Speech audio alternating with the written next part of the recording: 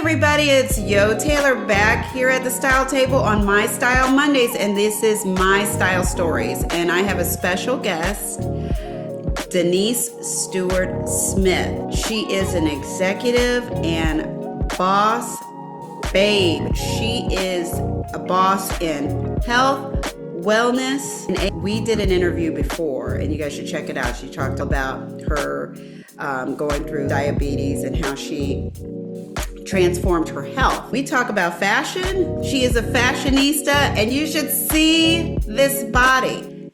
Over 50. Take notes, listen, and she's going to be dropping a lot of pearls, and we're going to have a good time. Denise, welcome to the show. Thank you. I'm happy to be here. I remember your story about your diagnosis with diabetes and the health issues from your family, and you said this is not where I want to go. Correct. And how you changed your health, not by necessarily medications, but you changed your health through food. Correct. And actually, it did start off with medication because of that initial annual checkup that I had done every year. And up until that point, I had no issues. My annual screening came out passing. But this particular year, it came back that my doctor randomly threw in, and your A1C is high, and you have diabetes. And I heard nothing else after that. And immediately what went through my head was, I've lost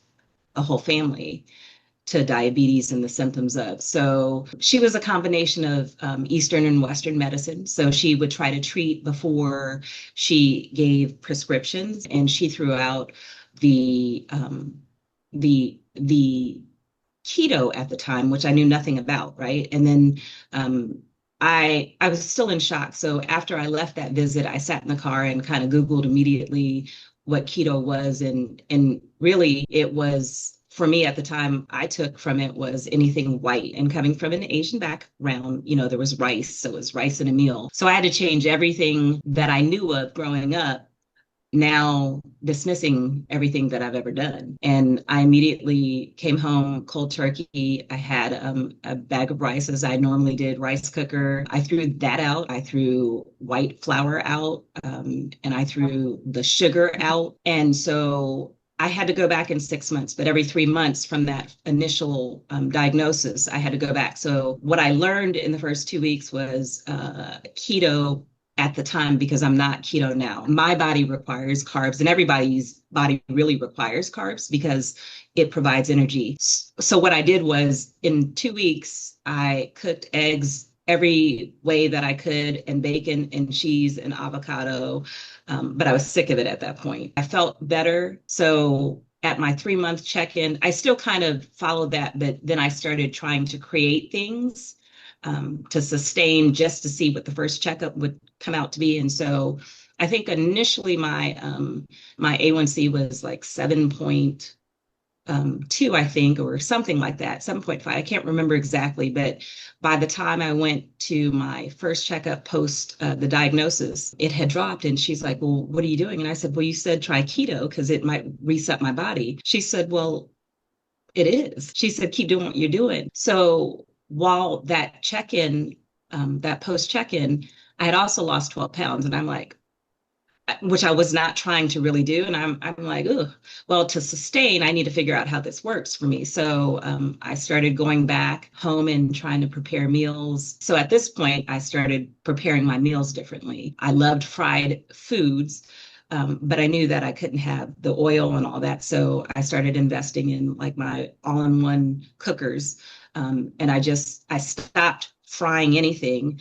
And I just started making up meals. So I have a substitute probably for everything. And it was a mindset change. So everything that I used to eat, I still ate, but I prepared it differently now at this point. So I didn't do fried. I watched my carbs. And what I saw after that post-diagnosis, the first checkup, because I have one more after that, was that, wow, I'm losing weight too. In addition to that, diabetes A1C number is lowering. It's dropping. Then I had to go back. So this is January. Then I had to go back in March, and then I had to go back in June. So and now, mind you, I was on medication because she said, I have to put you on because with your A1C being that high, your pancreas is not working optimally. So my question was, do I have to stay on it? Am I going to have to take insulin? She said, well, we'll see, but your body's resetting. So in June, when I went back, it had dropped down to 4 point, I don't know, 4.8, well, but below 5. And she said, I'm taking you off the medication for diabetes, and I've not been on it ever since. So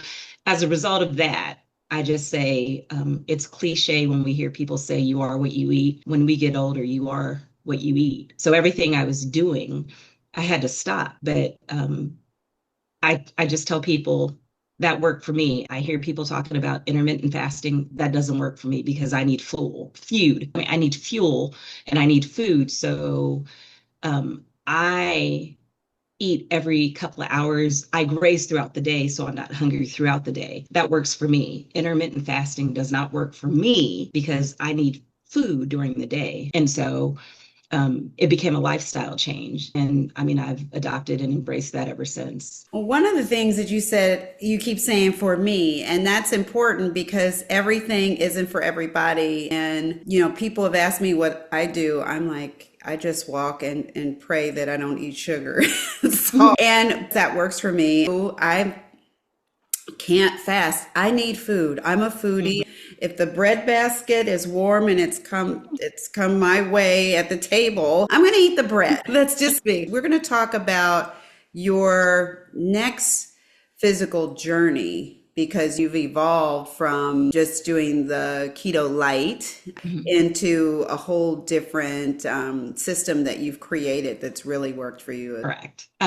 Correct. So, and I hear you say walk, but I also try to tell people get the mindset, I have to go to the gym every day. I have to work out for an hour. I have to lift 200 pounds to build muscle, and all that's a myth. Really, I say the key is consistency, whether you do it 5 or 10 minutes, commit to doing it to 5 or 10 minutes, 1, 2, 3 times a week. And as your body gets accustomed to that schedule and commitment, then you could add more time. But it doesn't require you going, I don't go to the gym every day. In fact, I don't go to the gym at all anymore. I used to run regularly Monday through Sunday. And I haven't done that. So I've maintained my weight loss as a result of how I eat and still staying physical. I do isometrics here right now. Like I don't have any weights. I use resistant bands. I know my body as a former athlete, like I tone very quickly. So I try not to touch weights too much.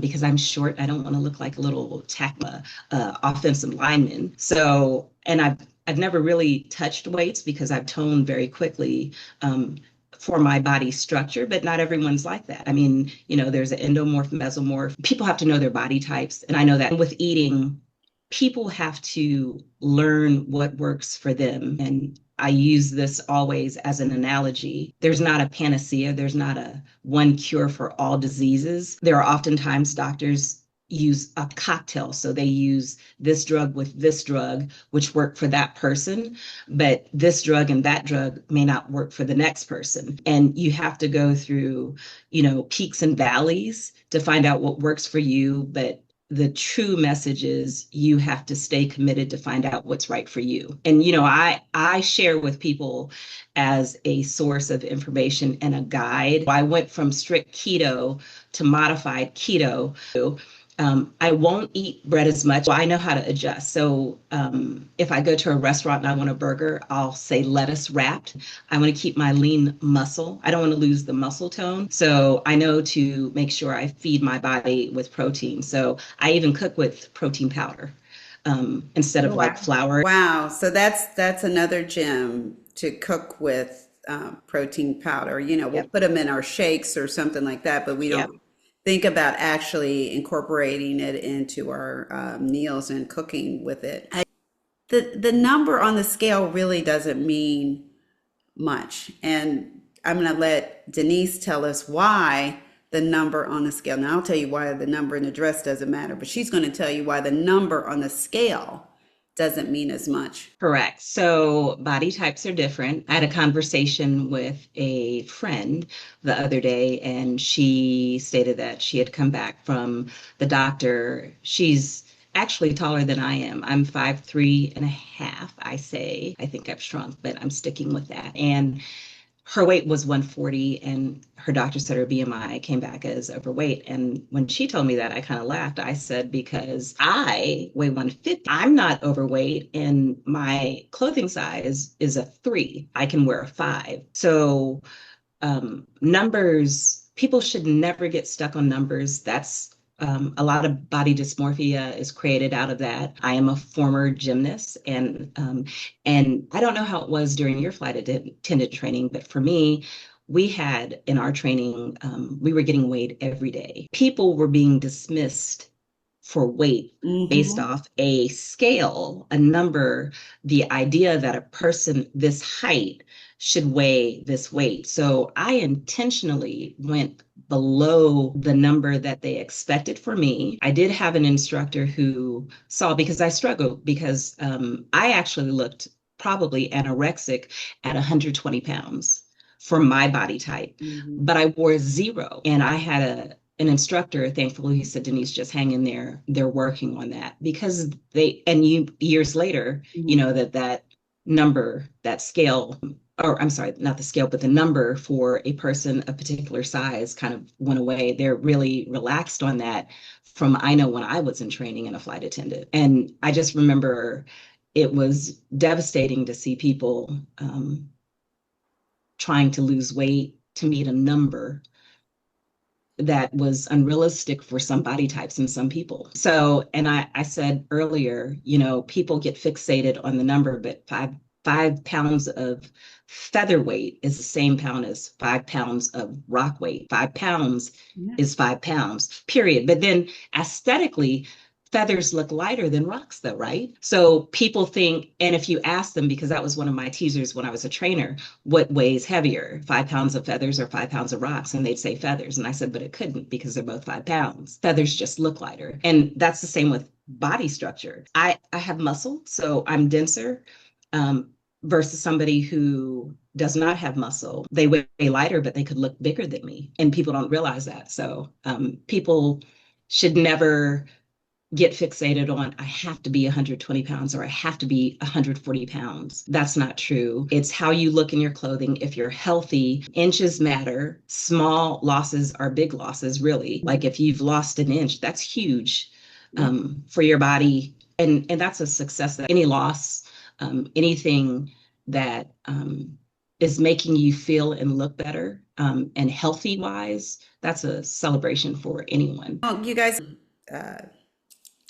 April's here. We're all thinking about how we look, and that's why the inches matter more than the number on the scale, because you'll drive yourself crazy with the scale going up and down. But I mean, you can gain weight just by eating dinner, and it'll take a whole week to lose whatever I gained from that weight. And so you can't get yourself in a cycle of up and down and crazy behind it. I always say that your body is perfect, but not every outfit is perfect for your body. If we have to go up a size, the numbers in these clothes are made up by some men in the commerce department initially for the United States. You know, I think about it, the men in the commerce department created the US sizing charts. And you want to think about your body, like she's talking about your body type and your body structure. Now, the body shape, you want to think about that and what best fits for your body. But when you're training for your health, Denise is going to talk about why you want to focus on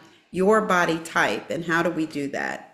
There are people who are naturally thin, right? And I have come across people where they say, but I want to gain weight. So there are bulk powders for people who want to gain. But the first thing I say is there are 3 body types. Find out what your body type is first, and then you adjust from there.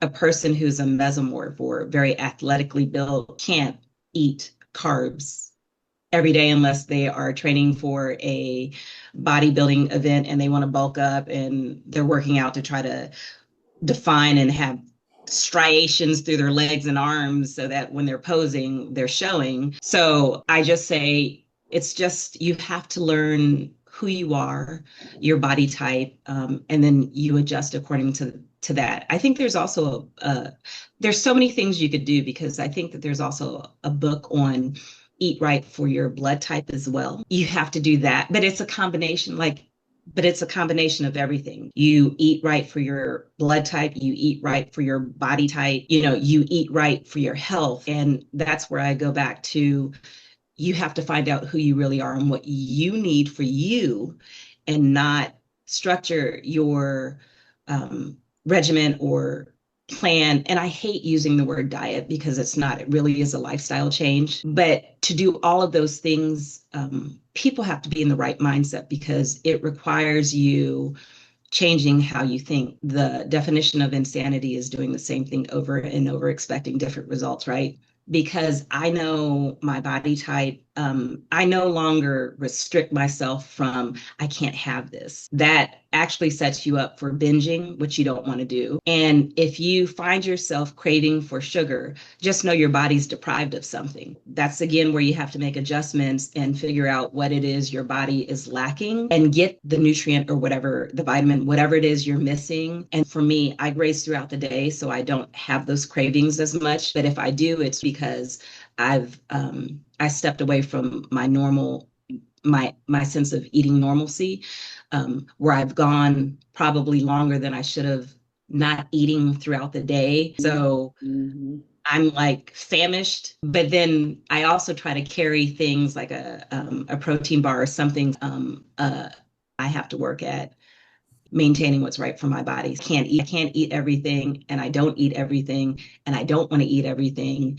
And I truly not live to eat, but eat to live. I love hearing it because we're over 50. I'm 60. So it's like you said, it's a part of your lifestyle and it's a part of longevity. But I think with menopause, so many women, especially women who are like pre-menopausal and they're trying to figure out like what just happened here. I'm working out and why does my stomach still look like a Buddha? What's happening? And we are like, oh, been there, done that. But for younger women going through that process, trying to adjust to their new body and different things. Right. And I want to step back. Even in the fashion industry, sample sizes are way too small. That's not the normal idea of what a woman should look like. So it's good to see this multi-generational, multi-size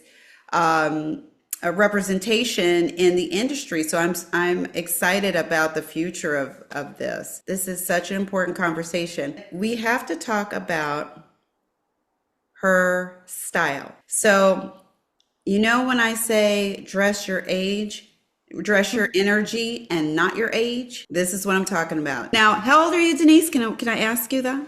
Of course you can. I'm proudly turned 59 in December. And I'd like to just add the disclaimer. They say that we're in our golden years, but I love being considered a senior citizen because I feel like my energy, as you state, age is just a number. I'm really, say, age-wise, I'm in my 30s and I own every bit of that. See, unapologetic. And we are definitely not our grandmothers anymore. This is not how we're living, right? So I'm going to talk about this dress. This dress, the geometric design on it. Man, oh man. I mean, this dress is amazing. And you're rocking it. You're showing your gray hair. You're showing, this is inspiration. It is sexy. But you know what? It's not, everything's all out. You're showing your curves and you have clothes on. I do. And I embrace the little bit of curves that I have. That season of my life, I was trying to embrace the gray. As you see, I have not. But I was trying to embrace the gray. My fashion sense has been in an evolution, right? I don't base it off of whatever age is because I don't know how somebody our age is really supposed to dress. I'm really very fluid. And It is based off of how I feel and my energy and what it is I really want to wear. And so we were just going out for a lunch. My daughter and I were getting ready to go, and I felt cute. So I said, let's take some pictures before we go. But, I don't define, it just depends on my mood. I can wear that, but then I can also throw on pair of sweatpants and a sweatshirt and put my hair in a ponytail. Really, it's just really how I feel at that moment. But again, I don't know what a person our age is how they're supposed to dress, because I love dressing up and I love dressing down, and I love different mixing different styles. We spoke earlier. I love Tiana Taylor. I love her edginess. I love that she likes to take chances, and she's very unapologetically herself, does not care, but and then her body. No one can take anything away from her. She's physically fit. She's the modern day, to me, Grace Jones, and I love every bit of it. Her style, she likes being different, and that's something that sets her apart. Like I just love her style. But then on the other spectrum, I love Zendaya, however you pronounce. I want to pronounce it correctly. Law Roach. I love if both their stylists could style me, I'd be interested in see what comes out because there's a combination of classic, and then you have bold and edgy. So I'm probably a mixture of those depending on how I feel on a particular day. Well, I would classify this dress as bold and edgy because it's artistic. And I mean, Yes. literally, I wouldn't, describe you as cute. I would say five alarm fire. You look hot. You look hot. You look amazing. Thank Now, this next dress is a knit dress with fringe, and my favorite, okay, it's black and over the knee boots. I love this look. I love this look too because it's me. And so that was an evening night out, just having a dinner again with my daughter. We went out, and again, I felt like I wanted, having a little black dress, although I have many, but for this occasion, I felt kind of a new age Tina Turner with the fringe, the hanging. So I was kind of having that type of energy, and I love boots over the calf. I'm short, so I have to be very careful because I don't want to look stunted. But I love a over the knee boot. So that was kind of the mood then. Yeah, I love an over the knee boot. I have tons. I hope they never go out of style. Because Well, you otherwise, have legs. You have legs. You're elongated. I can't. That stunts me a little bit because I'm shorter. But I still love the style, and I still will rock some over the knee boots. and I think it elongates you. I think the over Oh, the do you? knee, yes, I do. I think it makes you look taller. It's very, and it's just sexy. It's sexy. Now, here's a more casual look. You have on it looks like a camouflage coat, and Hmm. you have on leggings and top, but you also have on these, it looks like a high top sneaker, and that's a whole different look. It's in the fall. So tell me your mood and why you chose this combination. So it was casual. It was a invite to a I think that may have been Thanksgiving, if I'm not mistaken. And we were around friends, and it was more of a casual setting. They are Converse. They are the boot gym shoe, and it was fun. The colors are reflective of the season. It was fall, but I'm a camo girl, so whether it's the tan or gray, red, I love camo. I have quite a bit in my closet. So I love anything camo. But that basically was it. It was just a seasonal, very casual uh, type of dress. It was I felt it was comfortable, very, very comfortable, very, very comfortable. But it spoke to who you were. It speaks to who you are, and it speaks to your personal style, which you have more than one style gear. I do.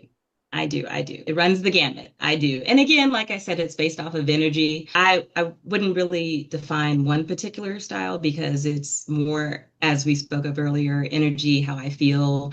And I'm very fluid. So, but what I will say though, it could take me a while to get dressed. So if there's an event, you may have to give me some time or tell me in advance because I will pull out things, many outfits before I find the one. So, But that's when you have fun shopping your closet. correct. That's why when you shop with intention and you start putting things in your closet that really are curated pieces that really Right. speak to your individual style and things that you're not going to see on other people, which I think is so important. And this camo coat is definitely speaks to that. My sister-in-law, who is the camo queen in our family, we have, when we go up to her she and my brother-in-law's cabin, we have to wear something. You have to can't come up there without something camo on. So That's funny. That's there's a camo dress off and everything. So you would win with this coat for sure. For that's sure. funny. So now I love this too. This is hot. This is showing off. Listen, you guys are in the gym and you're working out, and just because you're over 50, you need to show the positive, I mean, you have on this cropped top, fitted top with leggings, and you have on pumps. And the thing about it is, it's a crop top. We think that we can't wear crop tops. People think, oh, you're too old for that. You know what? When my abs look like this, I am not. Well, my abs don't look like that. But if they did, I would be wearing that all day. That's funny. And so I want to also say people think that they have to do sit ups, but I'm going to tell you something else. Abs are made in the kitchen. I don't do, and Mm. I'm not an advocate of this because I do believe you should do sit ups, but I do not one. So that is from eating lean protein. For me, I have to always throw that in there for me and making sure that I don't lose my muscle. So what I did have, I want to keep. Now I do exercises for abs, but I do not do sit-ups. Okay. Yeah. And that, oh, I'm sorry. No, no, no. That's That good for me. that outfit was inspired. It was my daughter's birthday weekend, and she and my other daughters she's been friends with forever. We had a girl brunch, and I'm one of the girls, even though I'm mom. So I felt that outfit was the one for this brunch date, and I loved every bit. I want to say the boots that I have, we say fashion is circular. It comes back. Those boots that I've maintained and I've loved are over 15 years old, and here they are, still stylish and still fashionable today. Yeah, and I'm the same way because first off, the designers can only come up with so many things. And so that's why I typically love the 60s. The 90s came back and revisited the 60s. Then, and then the Y2K, they revisited the 70s with the low-rise Right. jeans and all the things. So everything it keeps coming back. So if you have things that you've invested into, hang on to those things, take care of your things. I have boots that I've held on to for, at least, 15, 20 years too. Yep. And it's all in how you take care of the things that you love, and right now we're talking about taking care of your health so you can continue to enjoy those things that you love. But if you're at a place where you feel really good in your body and you are in acceptance mode and that this is the size that I'm going to settle on and this is the size that I feel really good in. No, I'm not the size I was back, when I was in my 20s and 30s, and I'm okay. And I Right. still look good, and I still look good. So that's the thing. Then when you're looking in your wardrobe, you look for things that fit, that still work. If you've got to kill yourself to get back into that thing, let it go. You can look good at any size, and I do mean any size, any size. I agree 100%. Yeah, but what we're talking about is health in terms of, it's not the number on the scale, it's the number, it's really A1C number. It's the blood pressure number. Those Right. are the real numbers that we're talking about. Right. Yeah. Cholesterol. Yep, you're right. I mean, but people have to invest, just like they invest in cars and homes, people have to invest in themselves to make sure that they enjoy the things that materially they invest in. Boom. And on that note, we're going to wrap this up. But this is such a great show, and I love talking to you, Denise. You always leave us with some serious nuggets and gold and some serious inspiration. So we're going to have Denise back, and she's going to talk to us about some new and exciting things that she has on the horizon. So that's what I have for you today. Thank you for joining us. Please like, follow, and subscribe to my social media and my channels. I always appreciate the support. Thank you, Denise. All right, you're welcome. Thank you. Bye-bye. Bye, you guys.